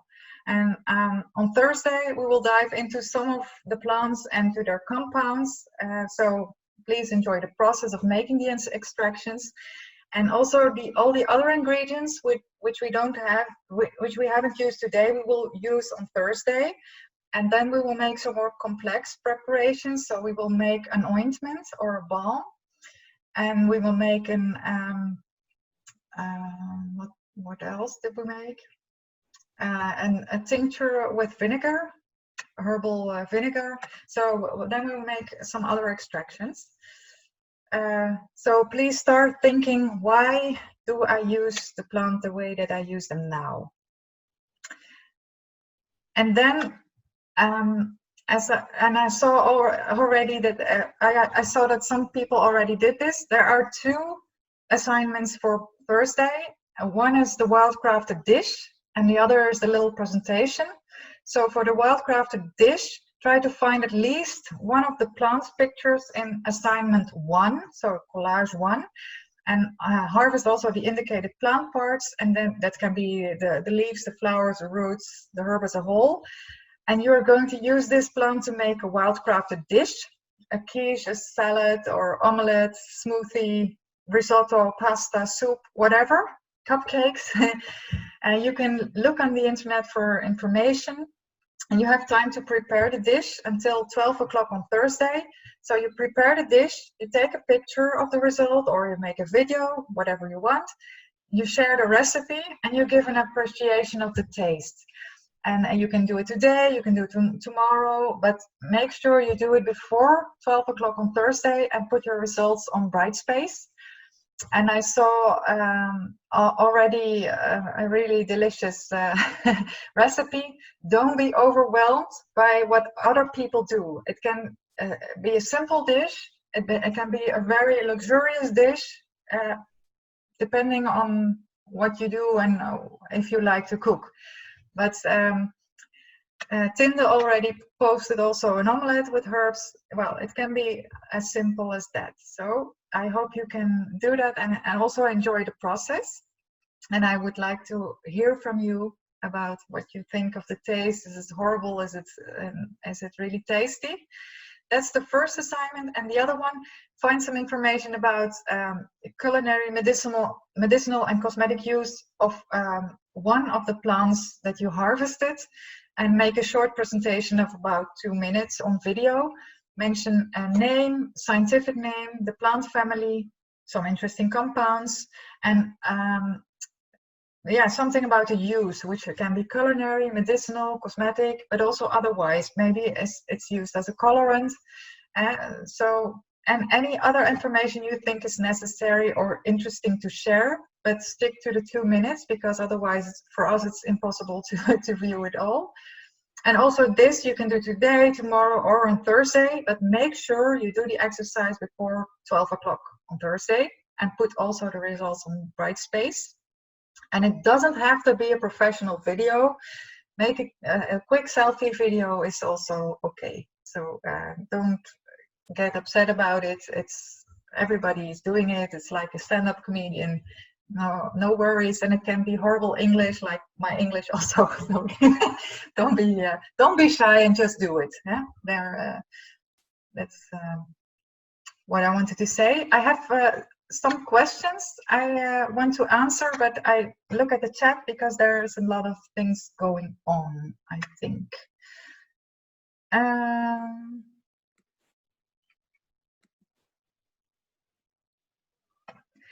Should we put a lid on the pot with the oil? Somebody asks. I try to explain. You have two options, or you put the lid on, which is interesting if the plant contains essential oils, so that the essential oils do not evaporate if you start heating it. Or you can put the lid on, you can take the lid off, and then the water can evaporate, and then you have less chance that it starts to mold. And either has an advantage and disadvantage, so you can choose, basically. The beeswax is for Thursday, yes.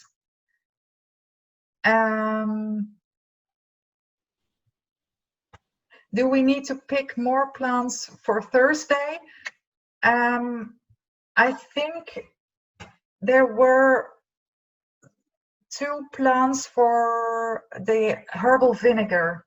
So maybe you should check I don't remember exactly, but look at the recipe of the herbal vinegar. I think there I say use some dandelion leaves, or yeah, but I put it as optional. So if you can find them, okay. If you don't find them, it's also okay.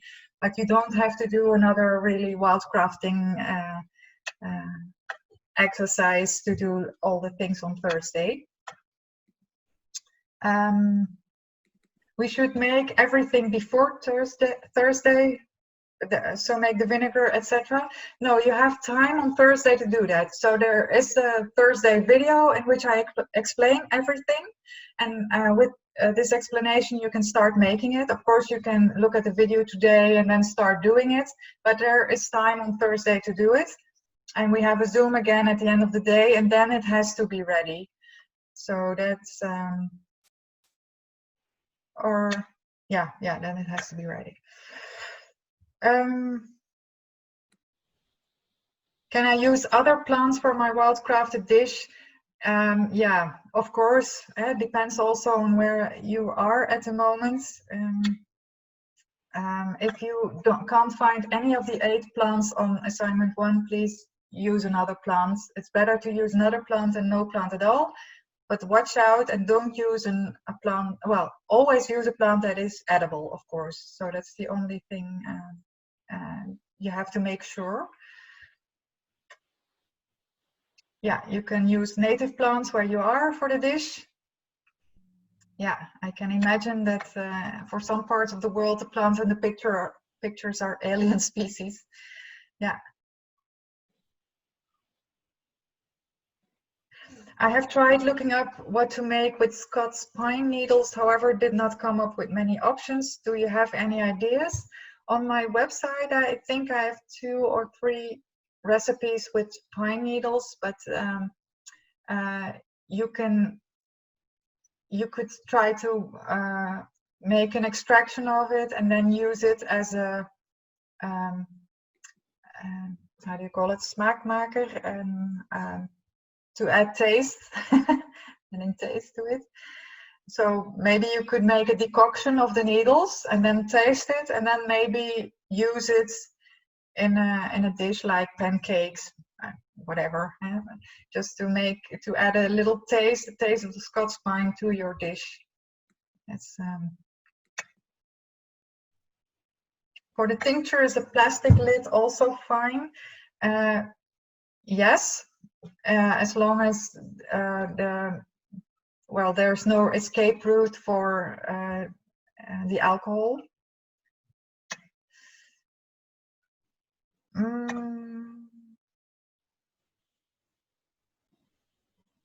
Yeah, to infuse the pine needles to infuse taste.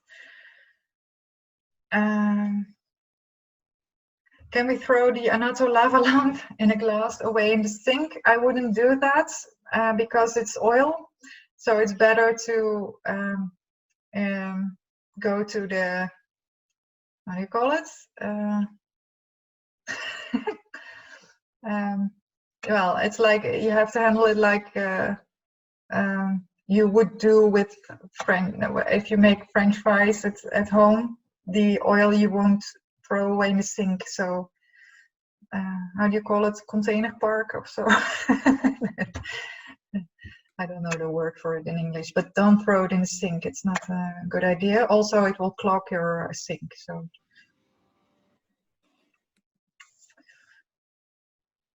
Yes, thanks for adding that, Tinda.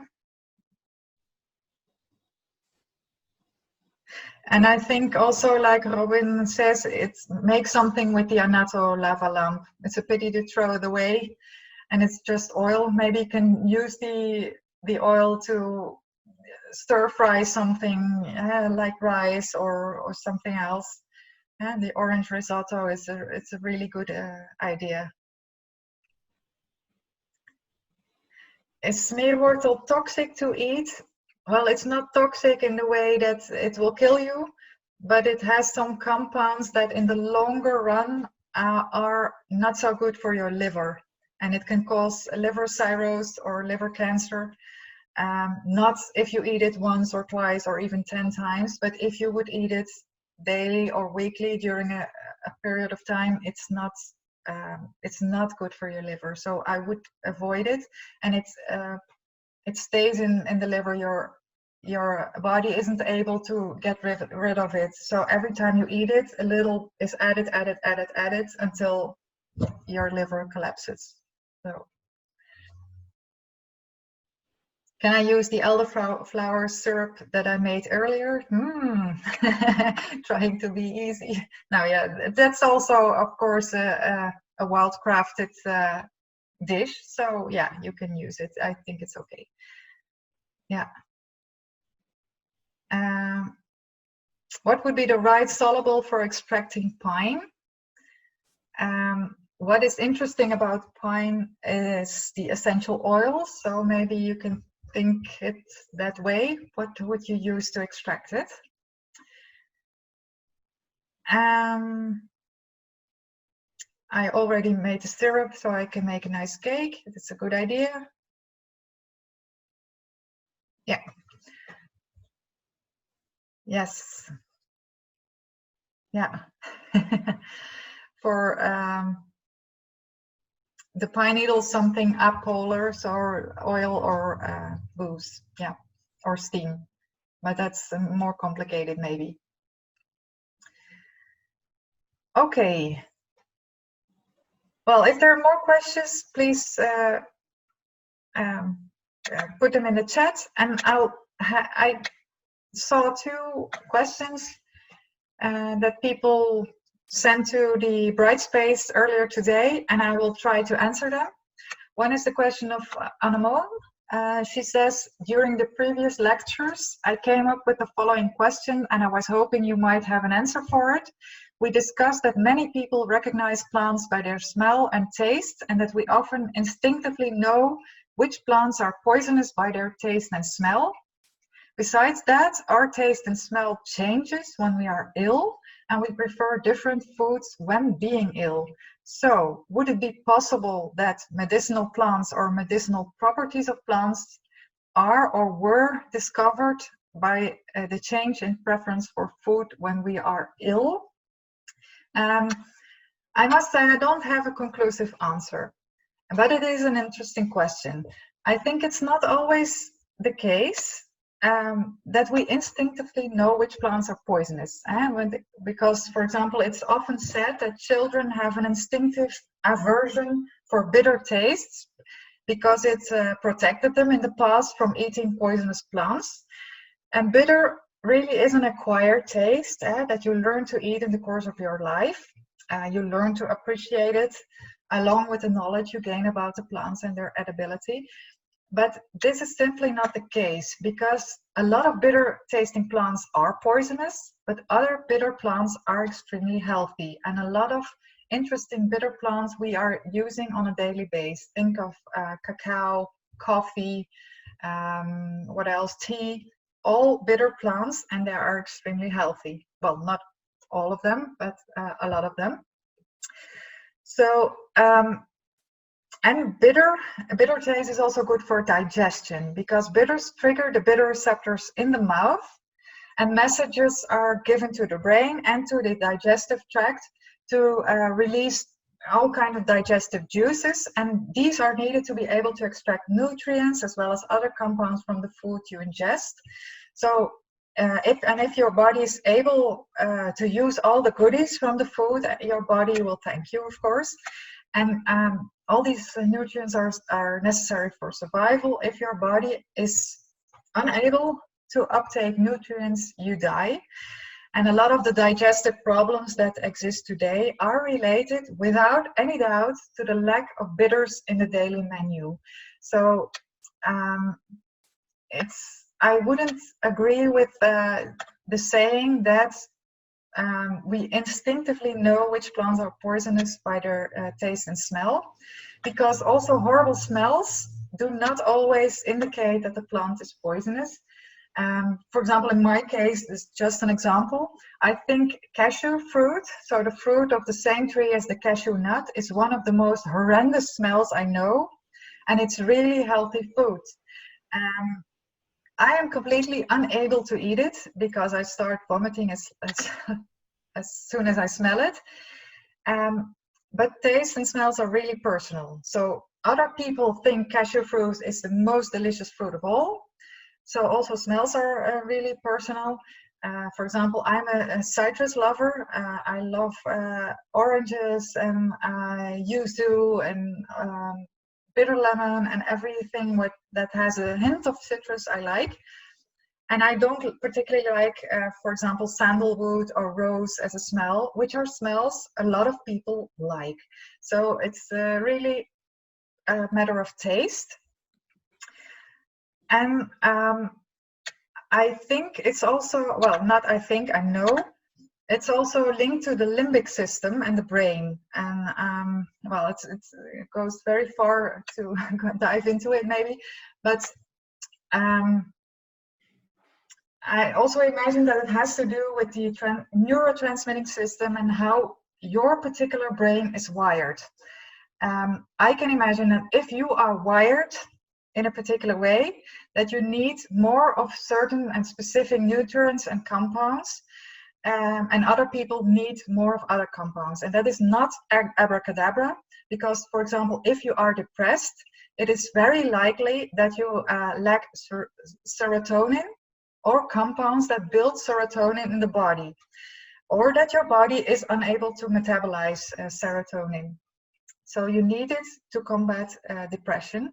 And this is a very young, but of course very interesting field of study. And that's why I personally am very interested in the interaction between plants and the human brain, because we have a lot of receptors that are wired to receive plant material. And that's because we have a large part of our DNA in common with plants, and people often tend to forget that. So in a way, it's highly likely that if you are sick and your body craves certain compounds, and maybe leads you to what you need. And this necessity could have led to the discovery of certain medicinal plants. I don't know, maybe there's information about it, but I think it's highly likely. For example, if you are pregnant, you usually start craving certain foods. Hormonal changes cause cravings, and these are closely linked also to neurotransmitters in the brain. For example, when I was pregnant, I craved for ice cream and I craved for custard, and I never had a sweet tooth, but probably my body was craving sugar, because being pregnant costs a lot of energy, and also craves, it also started craving fat, and that's also what you need to build a baby. Another example, I know that I start craving fats. Another example, if I start craving fats and struggling with words and with sentences, I know that I'm short in a specific neurotransmitter, acetylcholine. So I'll write that down.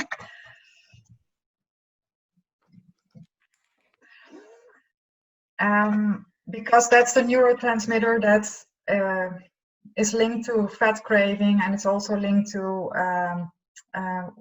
the struggling with words and sentences. And the extreme of a lack of acetylcholine is, how do you call it? the disease, Alzheimer's disease. That's a completely, that's a really huge lack of acetylcholine. So if I start struggling with words and sentences, I need to eat food with a lot of building blocks for this neurotransmitter. Anyway, this is just an example, but I think there is wisdom in listening to what your body craves. But of course, if it craves for fat, you can run to the snack bar and eat some French fries, but you can also choose for the healthy option, like an avocado, for example. Well, maybe a long answer, but what I want to say is I don't agree with the saying that you instinctively know which plants are poisonous and which plants are good for you, but also that your body tells you a lot about it. So that's, let's see what you're writing in the chat about it. I don't know if it's really coming across what I'm trying to say.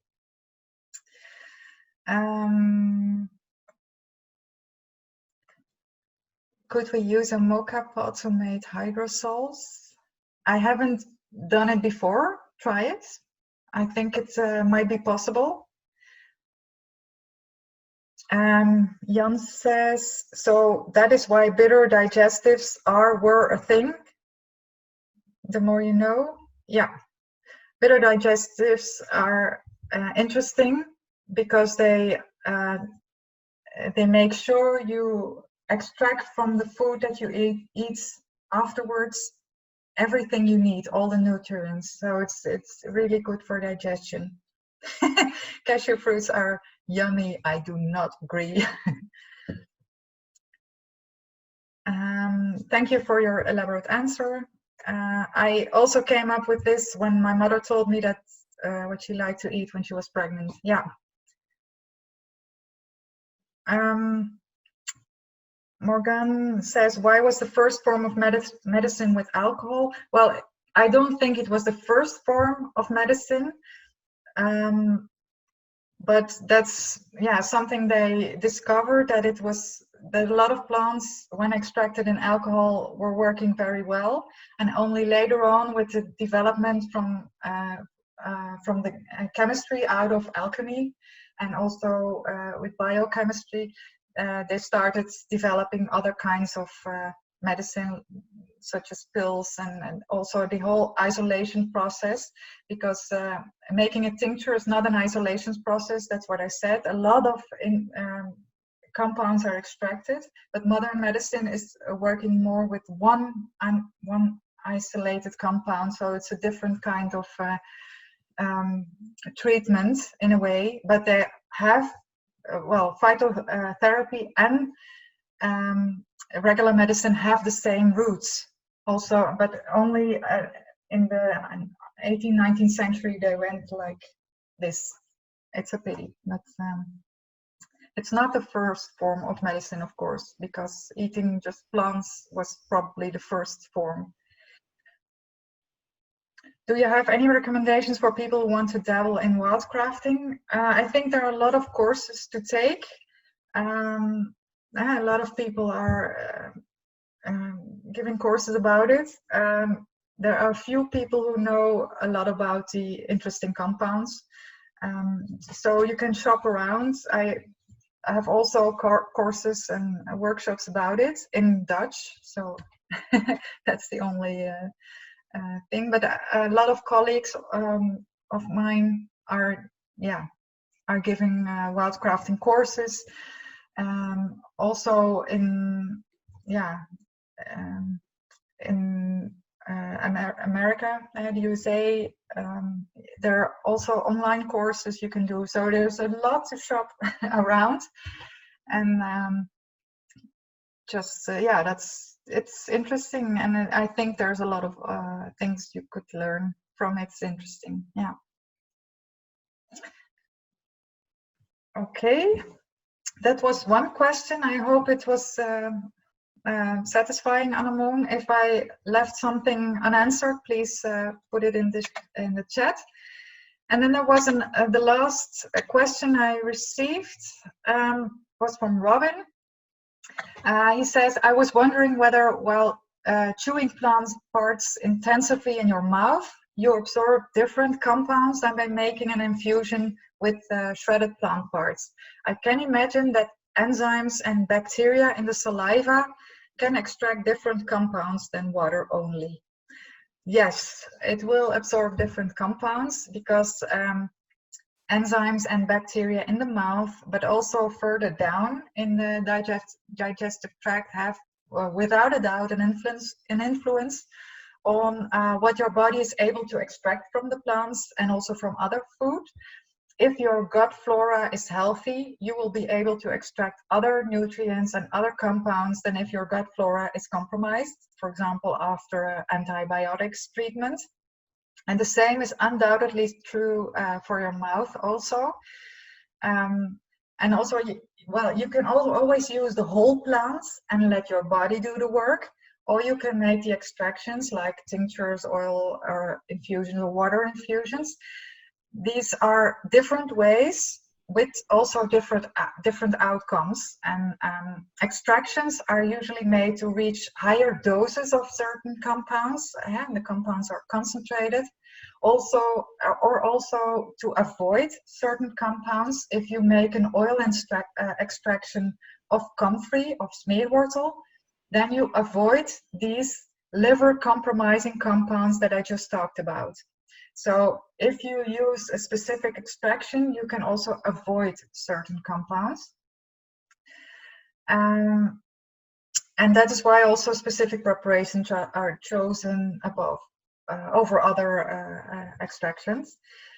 And in the case of comfrey, for example, it's not an edible plant, but it is usable if extracted. It's not really, well, about the saliva and the enzymes and bacteria.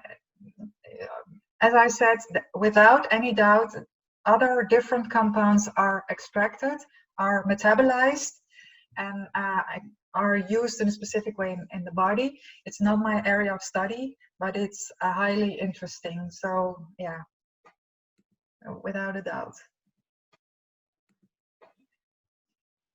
Okay, I give the floor to you. Are there any questions left? We have 1 minute. No. If there are more questions, please put them in the on Brightspace, and I will try to answer them also on Thursday. But if there are some finishing questions now, please feel free to. You can also open the microphone if it's easier than writing. I have a question. I'm eating ice cream I made myself from the berries of the Mahonia aquifolium, and they taste freshly really nice, and I just boiled them a little bit and it gets super bitter. So I think it's something in the pits that makes it bitter. Is it a water soluble? What kind of water soluble is it? Do you have any idea? I don't particularly know about this plant, or I don't know like this, but it can be tannins, and tannins are water soluble, and they are usually bitter, astringent, like the red wine in that kind of astringency. So it's possible that that is what's happening.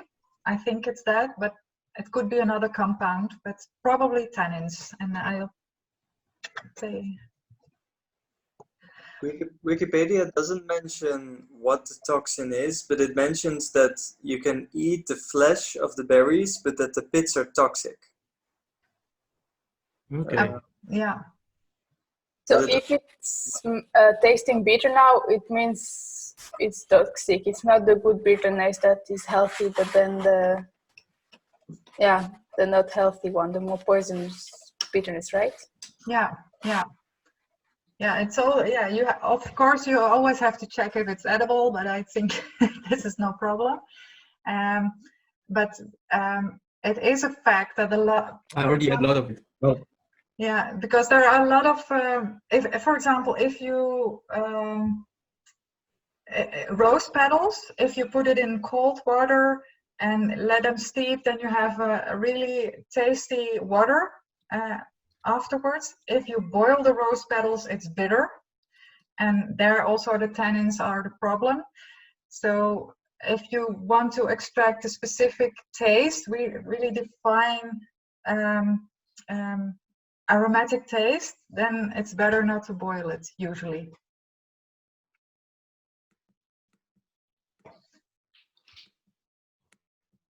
Yeah. Other questions, or are we wrapping up, Tinde?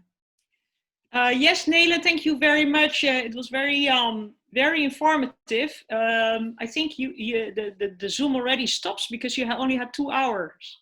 Oh no, I can go on forever, no problem. Okay, but some of the students may be getting hungry, and the day is over. Yeah. Please, if you have additional questions, post them in the discussion forum. And good luck with your wildcrafted dish.